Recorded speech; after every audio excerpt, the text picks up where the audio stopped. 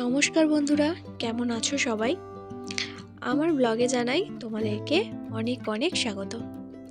তো আজকে সকাল থেকে ওয়েদারটা খুব খারাপ ছিল, কুয়াশাচ্ছন্ন, কিছুই দেখা যাচ্ছিল না। তো এখনো কুয়াশাটা আছে, আর এরই মধ্যে আবার বৃষ্টিও শুরু হয়েছে। একে তো এই কনকনে ঠান্ডা, তার মধ্যে আবার বৃষ্টি। আর এই শীতে বৃষ্টি হলে কি ভালো লাগে। তো সবাই তো চাটা খেয়ে রুমে বসে আছে, কি আর করবে, ঠান্ডায় তো বাইরে বেরোতেও পারছে না। আমার ভাগ্নি টিভি দেখছে, আর বাবা তো ঢাকা নিয়ে শুয়ে পড়েছে। আর আমার ভাগ্নি আবদার করছে যে বৃষ্টির ওয়েদার এসে পেঁয়াজি খাবে। তো আমি চলে এসেছি পেঁয়াজি বানানোর জন্য। তো পেঁয়াজ আর বেসনটা আমি ভালোভাবে মাখিয়ে নিচ্ছি। আর ও আবার ঝাল খায় না, তাই ওটাই আগে করে নিচ্ছি, তারপরে লঙ্কা দিয়ে ঝাল ঝাল করে পেঁয়াজি করব।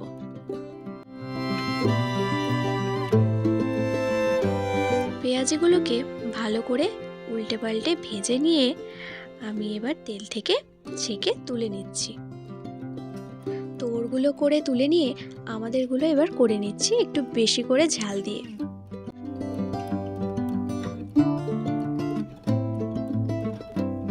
তো পেঁয়াজিগুলো সব ভেজে নেওয়ার পরে আমি সবাইকে খেতে দিয়ে দিলাম। তারপরে আমি আমার খাবারটা নিয়েও চলে এলাম ঘরে। বাইরে যা ঠান্ডা, তারপর সবাই একসাথে খেয়ে নিলাম গরম গরম পেঁয়াজি আর মুড়ি। তো কিছুক্ষণ পরই বৃষ্টিটা থেমে ওয়েদারটা একদম পরিষ্কার হয়ে গেল। তো ওর কিছু কাজ ছিল বলে ও বাজারে চলে গেল, আর আমি রান্না করব বলে সবজিগুলো কেটে নিচ্ছি। আর আজকে না বাঁধাকপির তরকারি করব। তো বাঁধাকপি আর আলু আমি প্রেসার কুকারে দিয়ে একটা সিটি দিয়ে নিয়েছি। এইভাবে সেদ্ধ করে নিয়ে রান্না করলে তাড়াতাড়ি রান্নাটাও হয়ে যায়। আর তাছাড়া যে কোনো বাজারে কেনা সবজি একটু ভাপিয়ে রান্না করাটাই আমার মনে হয় ভালো। তো আমি এইভাবেই রান্না করি। আর আজকে না একটা নতুন প্রসেসে টমেটোর চাটনি বানিয়েছিলাম। তো সেটা অন্য কোনো ব্লগে অন্য কোনো দিন তোমাদের সঙ্গে আমি শেয়ার করব। তারপর রান্নাবান্না করে নিয়ে সবাই মিলে দুপুরে একসাথে খাওয়া দাওয়া করে নিলাম। ঘুম থেকে উঠেই আমার ভাগ্নে ঝোঁক ধরেছে পিঠে খাবে। তো ওরা আসার পরে তো পিঠে বানানো হয়নি, আমরা খেয়েছিলাম বানিয়ে মকর সংক্রান্তিতে। তো আজকে পিঠে বানানো হচ্ছে, সেজন্য ওর মামা নারকেলগুলো কেটে দিল, আর বাবা ছোট ছোট করে টুকরো করে দিচ্ছে নারকেলগুলোকে। এখন তো আর হাতে করে নারকেল কোড়া হয় না, তো আমি মিক্সারে দিয়েই একবার ব্লেন্ড করে নেব। এটাও কিন্তু ভালোই হয়। তো এখানে দাদু আর নাতনির খুনসুটি চলছে। তো বাবা না ভালো পিঠে বানাতে পারে, তো আমি তোমাদেরকে দেখাবো, তোমরা লাস্ট পর্যন্ত ভিডিওটা দেখো। তো এই দেখো ঢেকিতে করা চালগুড়ি, তো মা ভালো করে চেলে নিচ্ছে। চেলে নিয়ে পিঠে করলে খুব নরম হয়।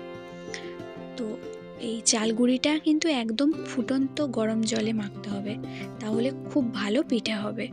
তো মা জল গরম করে নিয়েছে, এরপর অল্প অল্প করে দিয়ে ভালো করে চালগুড়িটাকে মাখিয়ে নিচ্ছে। তো তোমরা কে কে পিঠে খেতে ভালোবাসো আমাকে অবশ্যই কমেন্ট করে জানাবে। তো চালগুড়িগুলো ভালো করে মাখিয়ে একটা ডো বানিয়ে দিয়েছে মা, আর এদিকে বাবাও বসে গেছে পিঠে বানাতে। নারকেলের পুর দিয়ে কিছু পিঠে আমরা সবাই মিলে বানিয়ে নিলাম। তো সেগুলোকেই প্রথমে মা ভাপাতে দিয়ে দিল, তারপরে বাবা চলে গেল রুমে। বাইরে তো ভীষণ ঠান্ডা, আর বসে থাকতে পারেনি। তো মা তারপর যেগুলো বাকি ছিল সেগুলো বানিয়ে নিচ্ছে। আর আজকে বানানো হচ্ছে ভাপা পিঠে বা সেদ্ধ পিঠে। আর এই ভাপা পিঠের রেসিপি স্ক্রিনে দেওয়া আছে, তোমরা সেখান থেকে দেখে নিতে পারো। আরও নানা রকমের পিঠের রেসিপি আছে, তোমরা আমার চ্যানেলে গিয়েও দেখতে পারো।